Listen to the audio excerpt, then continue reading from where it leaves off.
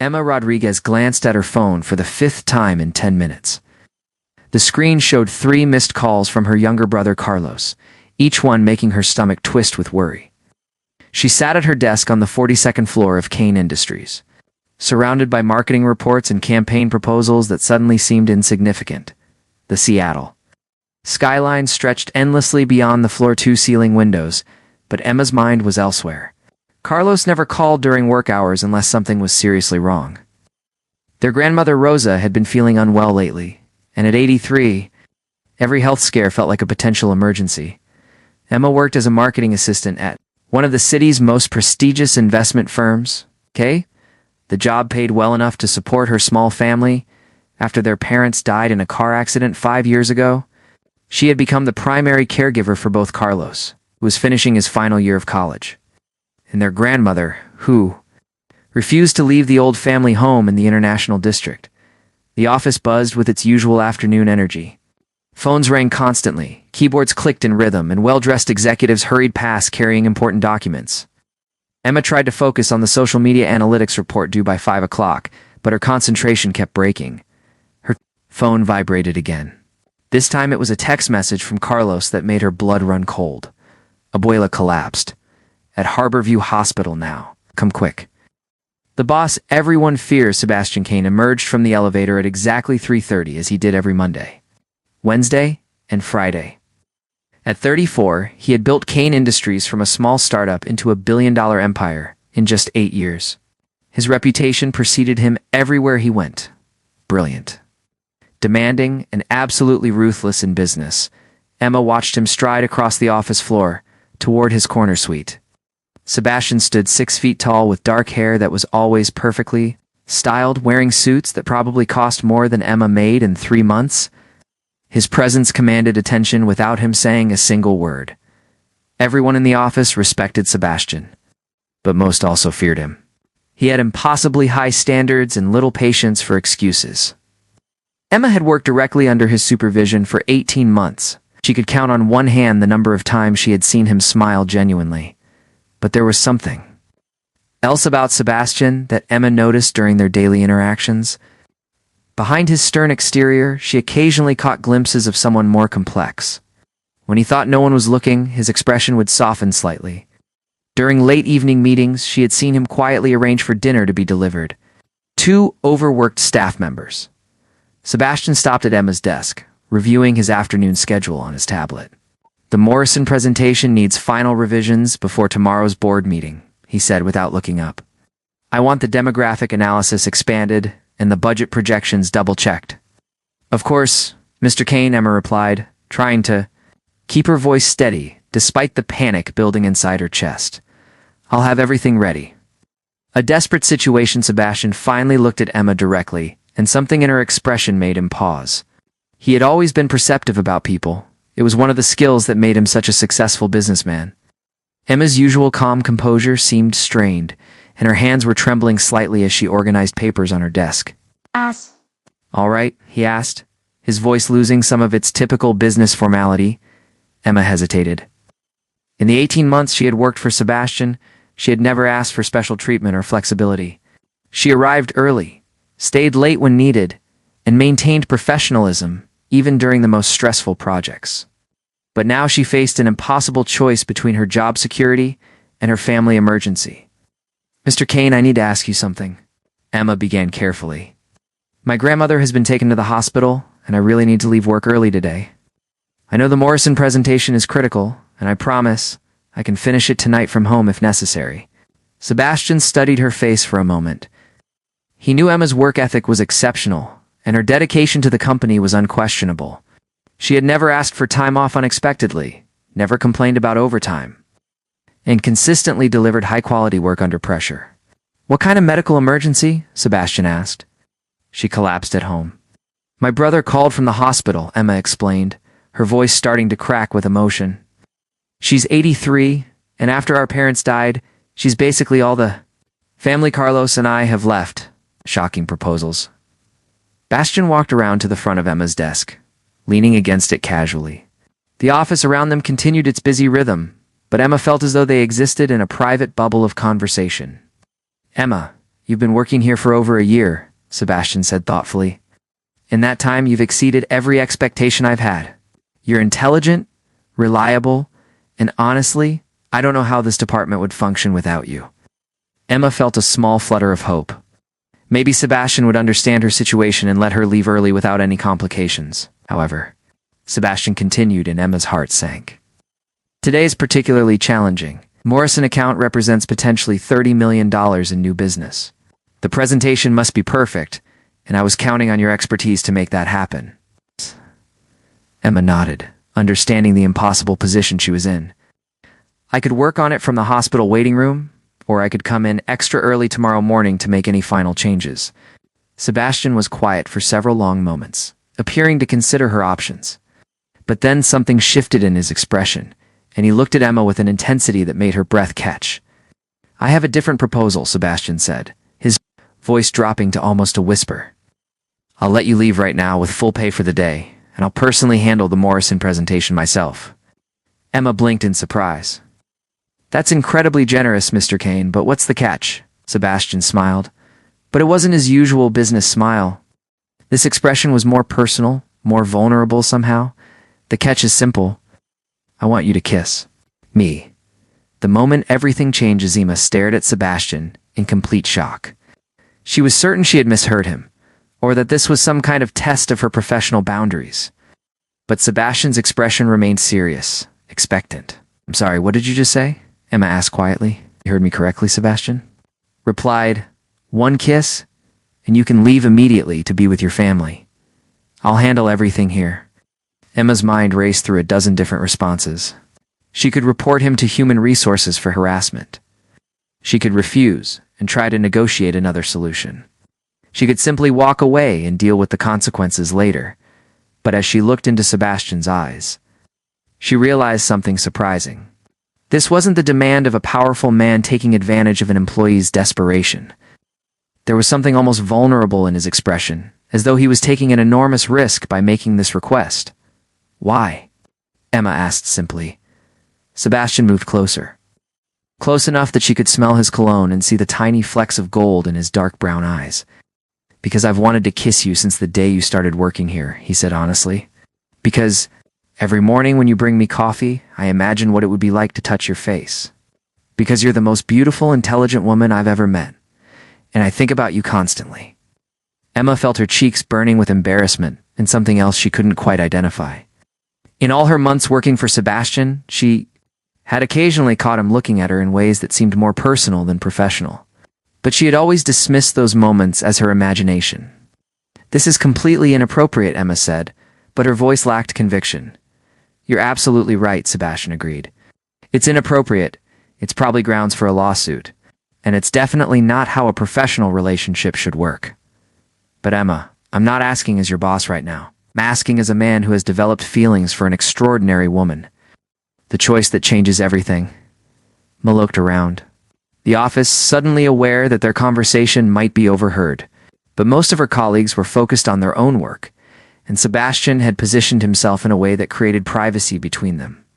If I do this, Emma said slowly, what happens tomorrow? What happens to my job? What happens between us professionally? Sebastian reached out and gently touched her hand where it rested on her desk. Tomorrow, you come to work as usual. I treat you with the same respect and professionalism as always. This moment doesn't have to change anything about our working relationship unless you want it to. Emma felt her heart beating so fast, she was sure Sebastian could hear it. She thought about her grandmother lying in a hospital bed, about Carlos waiting alone and scared. She thought about the mortgage on their family home, about her student loans, about all the financial responsibilities that depended on her keeping this job. But she also thought about the way Sebastian looked at her during late-night meetings, the way he remembered small details about her life, the way he had quietly arranged for her to receive a substantial raise 6 months ago without her even asking. One kiss? Emma asked. One kiss, Sebastian confirmed. Emma stood up from her chair, her legs feeling unsteady. Sebastian straightened as well, and suddenly they were standing very close together. Emma was tall for a woman at 5'7", but Sebastian still towered over her. Close your eyes, Emma said softly, Sebastian smiled and closed his eyes. Emma rose up on her tiptoes and pressed her lips gently against his. The kiss lasted only a few seconds, but it felt like an eternity. Sebastian's lips were warm and soft, and Emma felt an electric current run through her entire body. When they separated, both of them were breathing slightly harder than normal. "Thank you," Sebastian said quietly. Emma grabbed her purse and jacket, her hands shaking slightly. "I need to go." "Go," Sebastian said. And Emma, "I hope your grandmother is okay." As Emma hurried toward the elevator, she could feel Sebastian watching her. When the doors closed and she began descending toward the lobby, she touched her lips and realized that everything between them had just changed forever. The kiss had been meant as a simple transaction, her compliance for his flexibility, but Emma couldn't shake the feeling that it had actually been something much more significant. Something that would reshape both of their lives in ways neither of them could predict. Emma's hands trembled as she gripped the steering wheel, navigating through Seattle's afternoon traffic toward Harborview Hospital. The taste of Sebastian's kiss still lingered on her lips, creating a confusing mix of guilt and excitement that she couldn't shake. Every red light felt like an eternity when all she wanted was to reach her grandmother. The hospital parking garage was packed, forcing Emma to circle 3 levels before finding a space. She ran through the corridors, her heels clicking against the polished floors as she searched for the emergency department. The antiseptic smell and fluorescent lighting brought back painful memories of the night her parents had been brought to this same hospital 5 years ago. "Carlos," Emma called out when she spotted her 22-year-old brother pacing in the waiting area. He looked exhausted and worried, his college textbooks scattered on nearby chairs where he had obviously been trying to study while waiting for news. "Emma, thank God you're here," Carlos said, pulling her into a tight hug. "They took Abuela for more tests about an hour ago.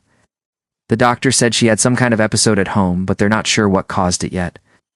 Emma sank into one of the uncomfortable plastic chairs, finally allowing herself to process the events of the afternoon. In the span of 2 hours, she had kissed her billionaire boss and rushed to the hospital for a family emergency. Her normally organized life felt like it was spinning completely out of control. "Tell me exactly what happened," Emma said, taking Carlos's hand.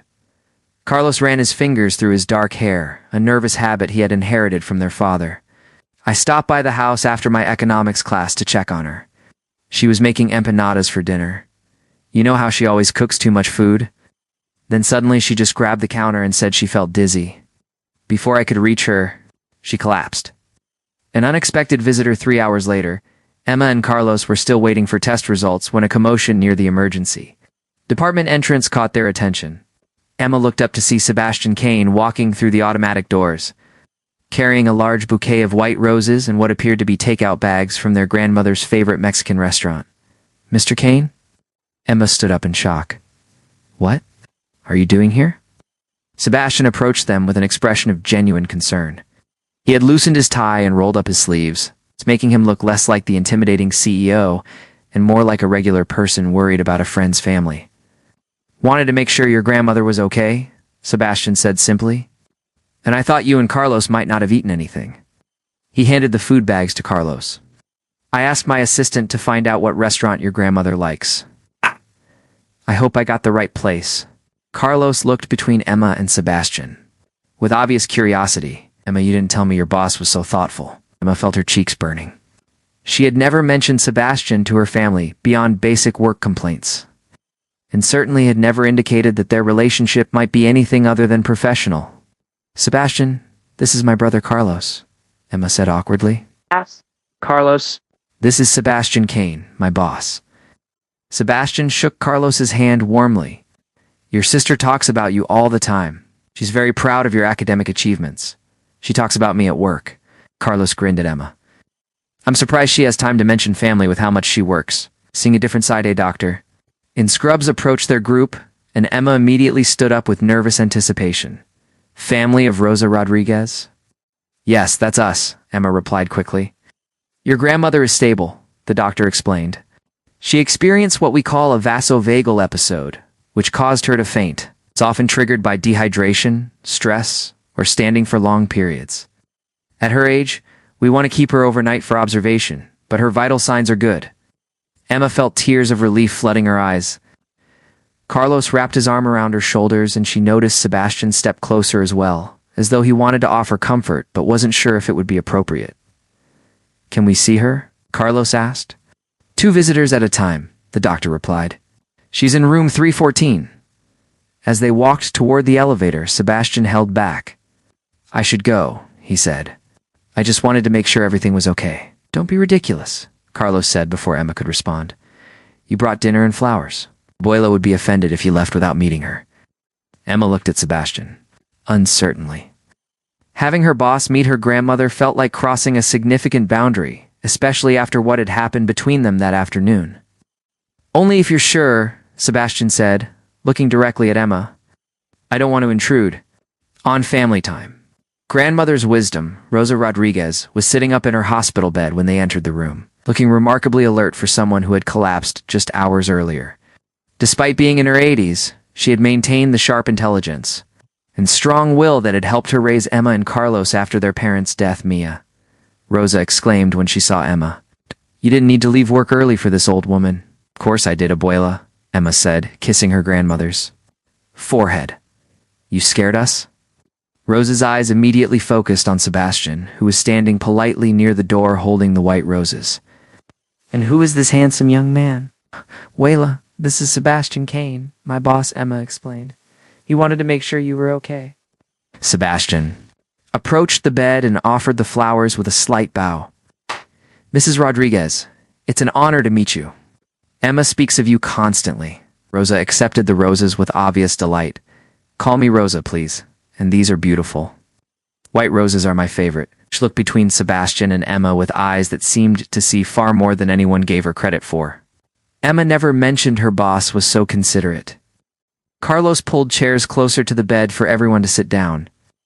As they shared the Mexican food Sebastian had brought, Emma watched her boss interact with her family. He asked Carlos thoughtful questions about his studies, listened attentively to Rosa's stories about the old neighborhood, and seemed genuinely interested in their lives. "Sebastian," Rosa said during a lull in conversation, "what kind of work do you do?" "Investment and development," Sebastian replied. "We help companies grow and create jobs." "That sounds important." Rosa nodded. "And you must work very hard too. Be so successful at such a young age." Sebastian glanced at Emma before answering. "I do work a lot, maybe too much sometimes. But having good people like Emma makes everything possible." Rosa smiled knowingly. "Emma is very special. She gave up many opportunities to take care of Carlos and me after we lost her parents. Not many young women would make such sacrifices." "Can see where she gets her strength," Sebastian said quietly. Unspoken feelings later that evening. After Rosa had fallen asleep and Carlos had gone to the cafeteria, Emma and Sebastian found themselves alone in the hospital room. The soft beeping of monitors and distant sounds of hospital activity created an oddly intimate atmosphere. "Thank you for coming," Emma said softly. "You didn't have to do this." Sebastian was sitting in the chair next to hers, close enough that she could feel the warmth radiating from his body. "I wanted to," he replied. "Your family is important to you, which makes them important to me." Emma felt her heart skip a beat at his words. "Sebastian, about what happened at the office today, ... How you? "Don't need to say anything," Sebastian interrupted gently. "I know it was complicated circumstances." "That's just it," Emma said, finally meeting his eyes. "It wasn't just about the circumstances. When you kissed me, I felt something I haven't felt in years." Sebastian reached over and took her hand. "What did you feel?" Emma looked down at their intertwined fingers. Sebastian's hands were strong but gentle, with calluses that suggested he hadn't always lived a life of luxury. "I felt like maybe I could be more than just someone who takes care of everyone else. Like maybe someone could take care of me for once." "Emma," Sebastian said, his voice barely above a whisper, "I've been thinking about you constantly for months, not just as an employee, but as a woman. You're intelligent, beautiful, strong, and completely captivating." Emma felt tears forming in her eyes. "This is so complicated. You're my boss. If things go wrong between us personally, I could lose my job. Carlos is depending on me to help with college expenses, and Abuela needs medical care." Sebastian squeezed her hand gently. "What if I told you that wouldn't be an issue?" "What do you mean?" Sebastian was quiet for a moment, as though choosing his words carefully. Emma, I've been planning to expand our marketing department. There's an opening coming up for a senior marketing director position at our Portland office. Would be a significant promotion with a substantial salary increase. Emma stared at him in surprise. Are you offering me a job in Portland? I'm offering you options, Sebastian clarified. If you're interested in exploring what might happen between us personally, you could take the Portland position. It would remove the workplace complications entirely. If I'm not interested, then you continue in your current role, and we pretend this conversation never happened, Sebastian said. Either way, your job security isn't dependent on your personal feelings about me. A moment of truth. I looked through the hospital room window at the Seattle skyline. The city lights twinkled like stars, and she could see the Kane Industries building in the distance. Her entire adult life had been about making safe, practical decisions. She had chosen her college major based on job prospects, taken her current position because of the steady income, and spent her free time caring for family instead of pursuing personal relationships. Can I ask you something? Emma said. Anything. Why me? You could have any woman you want. You're successful, attractive, wealthy. I'm just your assistant with a complicated family situation and student loan debt. Sebastian turned in his chair to face her completely. Emma, do you remember the first week you worked for me? Emma nodded. You were preparing for the Henderson acquisition. I was working 18-hour days, surviving on coffee and stress, Sebastian continued. Everyone around me was afraid to challenge my ideas or point out potential problems. But you walked into my office with that analysis showing why the Henderson deal would fail. Emma remembered that day clearly. She had been terrified to contradict her new boss, but the financial projections hadn't made sense. You were right, Sebastian said. That deal would have cost us millions. But more than being right, you were brave enough to speak up when everyone else just told me what they thought I wanted to hear. I was just doing my job. No, you were being yourself. It's honest, intelligent, fearless when it matters. Sebastian smiled. That's when I knew you were special. Everything since then has just confirmed it. Emma felt something shifting inside her. Chest, like a wall she had built around her heart, was beginning to crack. Sebastian, I'm scared of what? Of wanting something I might not be able to have. Of taking a risk that could hurt my family if it doesn't work out. Of caring about someone who lives in a completely different world than I do. Sebastian stood up and moved to the window, looking out at the city below. Emma, I've built my entire career on calculated risks. But what I feel for you isn't calculated. It's the first thing in my adult life that feels completely genuine. He turned back to face her. I can't promise that everything will be perfect between us. I can't promise that dating someone like me won't bring complications you've never dealt with before, but I can promise that if you give us a chance, I'll do everything in my power to make sure you never regret it. The decision must stood up and joined Sebastian at the window. They stood side by side, both looking out at the city where they had built their separate lives. The Portland position, Emma said quietly. Tell me more about it. Sebastian's expression remained carefully neutral, but Emma could see the hope in his eyes. He's heading up marketing for our Pacific Northwest expansion. You'd be managing a team of 12 people, working directly with major clients, making strategic decisions. The salary is $90,000 annually, plus bonuses. Emma's breath caught. That was nearly double what she currently made. 6 weeks from now, enough time to train your replacement and relocate if you choose to accept. Emma thought about Rosa sleeping peacefully in the hospital bed behind them. She thought about Carlos, who would graduate in 3 months and start his own career.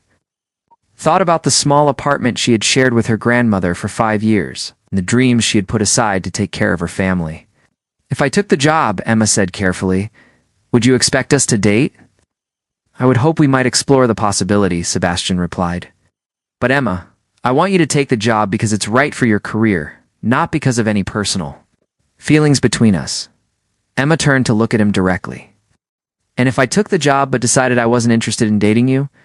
Sebastian smiled, though she could see it wasn't entirely easy for him. Then, I'd be disappointed, but I'd respect your decision. The job offer is separate from anything personal. Emma felt tears forming in her eyes again, but this time they weren't tears of stress or worry. They were tears of possibility, of hope. For a future she had never allowed herself to imagine. Sebastian, she said softly, Yes. Kiss me again. This time, when Sebastian leaned down to kiss her, it wasn't a transaction or a desperate moment born from crisis. It was a choice made, freely, by two people who had found something unexpected in each other. When they separated, Emma smiled for the first time in hours. I think I'd like to hear more about Portland. Emma stood in her empty apartment, surrounded by boxes labeled for the moving truck that would arrive in the morning. The walls looked strange without the family photos and artwork that had made this place home for 5 years.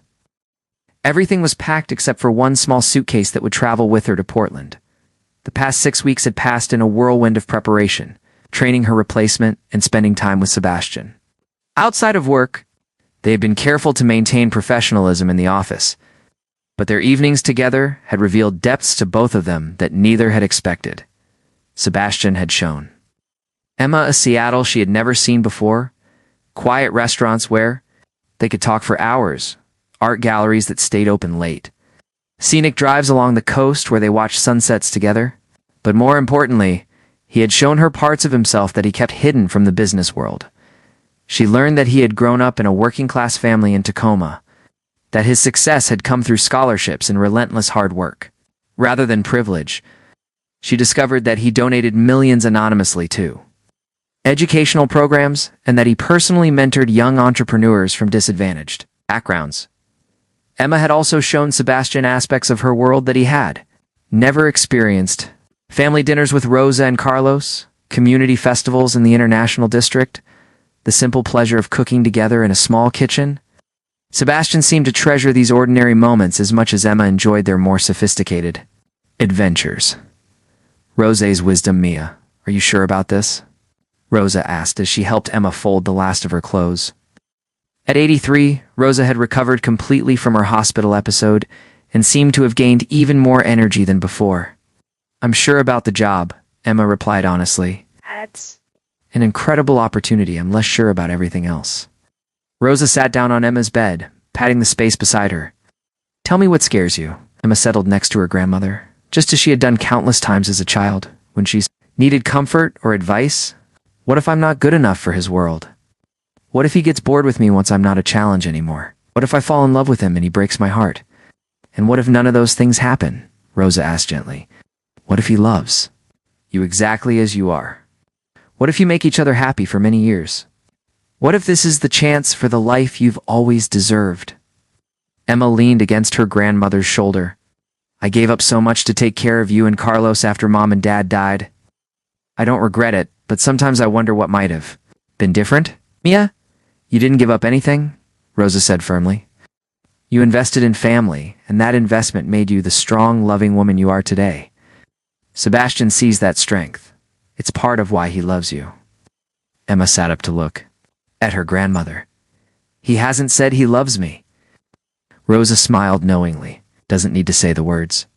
I see how he looks at you, how he listens when you speak, how he wants to be part of your world. That man is in love, even if he hasn't admitted it to himself yet.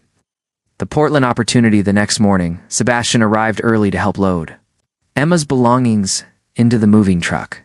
He wore jeans and a casual shirt instead of his usual business attire. And Emma was struck again by how different he looked outside the corporate environment. Carlos was there too, having driven up from university for the weekend to help with the move. The three of them worked together efficiently, and Emma was touched by how naturally Sebastian and her brother had developed a friendship over the past weeks. So what's Portland like? Carlos asked as they carried the last boxes downstairs.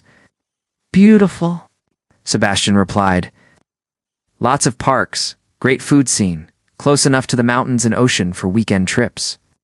Emma's going to love it there, and you'll visit her regularly, Carlos asked with a grin that suggested he knew more about their relationship than Emma had explicitly shared. Sebastian glanced at Emma before answering. I hope so, if she'll have me. After the moving truck departed, the three of them went to breakfast at Rosa's favorite diner. May tried to memorize every detail, the smell of coffee and bacon, the sound of Rosa and Carlos teasing each other, the way Sebastian fit naturally into their family dynamic. When do you start the new job? Rosa asked. Monday morning, Emma replied. I'm driving down this afternoon. Sebastian, when will you see her next? Rosa's question was direct, the way only grandmothers could get away with being. Sebastian looked at Emma across the table. That depends on Emma. I don't want to pressure her or make assumptions about what she wants. Emma felt her heart racing. They had spent wonderful time together over the past 6 weeks, but they had been careful not to define their relationship or make concrete plans for the future. The road to Portland 3 hours later. Emma was driving south on Interstate 5 with Sebastian following in his own car. They had decided he would help her get settled in Portland and drive back to Seattle the next day.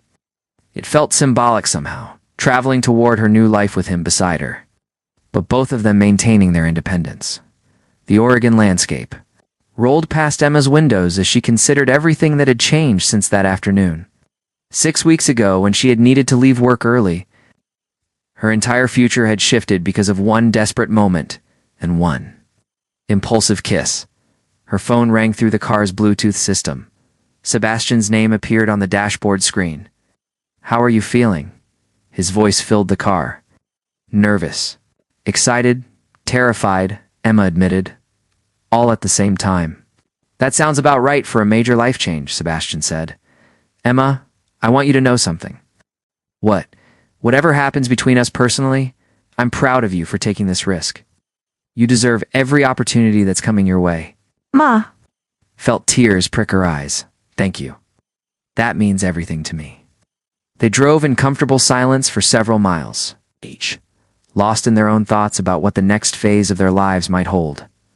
The new beginning, a new apartment.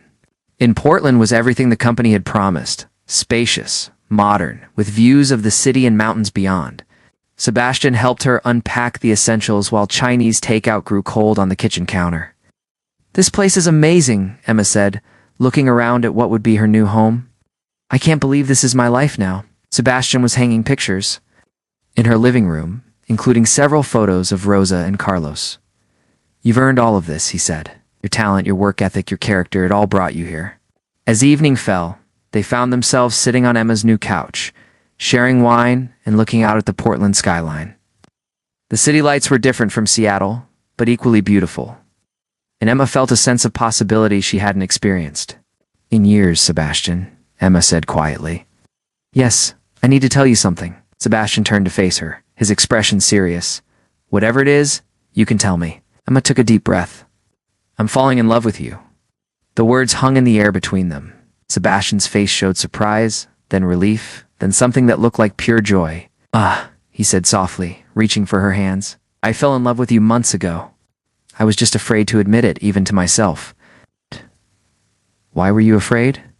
Sebastian was quiet for a moment, choosing his words carefully. "Because loving someone means risking everything. It means caring more about someone else's happiness than your own success. It means being vulnerable in ways I've never allowed myself to be." Emma felt tears of happiness sliding down her cheeks. "And now I can't imagine my life without you in it," Sebastian said. "Emma Rodriguez, you've changed everything for me. You've made me want to be a better person, to build a life that's about more than just business achievements." Emma leaned forward and kissed him, pouring all of her hopes and fears and love into that moment. When they separated, both of them were crying. "So what happens now?" Emma asked. Sebastian smiled, the genuine smile she had come to treasure. "Now we figure it out together. Portland to Seattle is only a 3-hour drive. I can work remotely sometimes. You'll have vacation time. We'll make it work because what we have is worth fighting for." 6 months later, the future Ima stood in the conference room of the Portland Kane Industries office, presenting the quarterly marketing results to the executive team via video conference with Seattle. The numbers were impressive. Her campaigns had exceeded targets by 30%, and client satisfaction scores were the highest in company history. "Outstanding work, Emma," came Sebastian's voice through the speakers. Even in a professional setting, she could hear the pride in his voice. "Your team should be commended for these results." After the meeting ended and the conference room emptied, Emma's phone buzzed with a text from Sebastian. "Dinner tonight? I have something important to ask you." Emma smiled as she typed back, "Yes, my place or yours?" "Yours. I'll cook." That evening, Sebastian arrived at Emma's apartment carrying grocery bags and wearing the apron she had given him for his birthday. A silly thing with Kiss, The cook printed on it that he wore with complete seriousness. Over the past 6 months, they had developed a rhythm of spending weekends together, alternating between Portland and Seattle. Sebastian had been true to his word about making their relationship work, despite the distance. And Emma had discovered that love could indeed flourish when both people were committed to nurturing it. "What's the special occasion?" Emma asked, as Sebastian prepared salmon with herbs and roasted vegetables. "Can a man cook dinner for the woman he loves without a special occasion?" Sebastian replied, but Emma could see nervous energy in his movements after dinner as they sat on her couch with glasses of wine. Sebastian suddenly seemed uncharacteristically fidgety. "Emma," he said, setting down his wine glass and turning to face her completely. "Yes." Sebastian reached into his jacket pocket and pulled out a small velvet box. Emma's breath caught in her throat. "6 months ago, you took a chance on a new job. And on me," Sebastian said, his voice slightly shaky. "You've made me happier than I ever thought possible. You've shown me what it means to have a real partnership, to build a life with someone who challenges me and supports me and loves me. Completely." Sebastian opened the box to reveal a stunning diamond ring, elegant and classic, exactly what Emma would have chosen for herself. "Emma Rodriguez," Sebastian continued, "will you marry me?" Emma looked at the ring, then at Sebastian's face, then back at the ring. A year ago, she had been a single marketing assistant living paycheck to paycheck, caring for her family and putting her own dreams on hold. Now she was a successful marketing director, living in a beautiful city, engaged to a man who loved her exactly as she was. "Yes," Emma said, laughing and crying at the same time. "Yes, absolutely yes." Sebastian slipped the ring onto her finger with shaking hands, then pulled her into his arms and kissed her with all the passion and love they had discovered together. The perfect ending 1 year later, Emma and Sebastian were married in a small ceremony in Seattle, surrounded by family and close friends. Rosa walked Emma down the aisle. Carlos served as Emma's man of honor. Sebastian's parents flew in from Tacoma to welcome Emma into their family. The wedding was held in the Botanical Conservatory at Volunteer Park, with views of the Seattle skyline where their love story had begun. Emma wore her grandmother's pearls and a dress that made her feel like the most beautiful woman in the world. Sebastian couldn't stop smiling from the moment he saw her. During their first dance, Sebastian whispered in Emma's ear, "Do you ever think about that day you asked to leave work early?" Emma looked up at him, radiant with happiness. "Every day. It was the best decision I ever made, even though I made you kiss me for it." Emma laughed, the sound filling the conservatory, "Especially because you made me kiss you for it. It was the beginning of everything." As they swayed together to the music, surrounded by everyone they loved, Emma reflected on how a single moment of desperation had transformed into the greatest love story of her life. Sometimes the most unexpected requests lead to the most beautiful endings, and they lived happily ever after, building a life together that was even more wonderful than either of them had dared to imagine. The end.